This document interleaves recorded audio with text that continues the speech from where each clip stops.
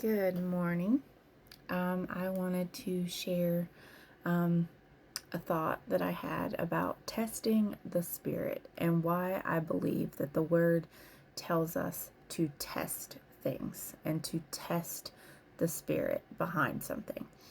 So the enemy comes as an angel of light, right? He comes usually wrapped up in the things that we're desiring, a counterfeit. The thing about counterfeits is they appear to be real until you take a closer look.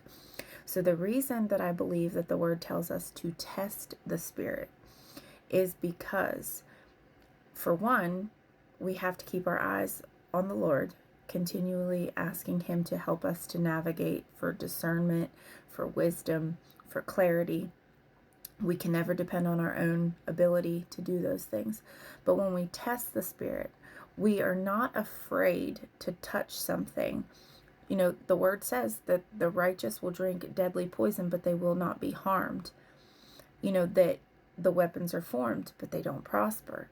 So that doesn't mean that we don't suffer at all in the process. But what it means is that even if we're wounded, that wound will still ultimately produce something beneficial. It'll still benefit something good. Now, there are things that are clear, that, once we've been saved, we know we should not, dabble in darkness. But there are things that appear to be good. There are things that appear to be right. And we cannot get to a place where we're afraid to test those things, because testing it actually exposes. So I had this thought about counterfeit money. So counterfeit money is going to appear. It's going to look real. It was designed to mimic and mock the real thing, but it has no value. But it would be like taking the counterfeit money and trying to spend it. It's in trying to spend the counterfeit money that it is now exposed that money holds no value.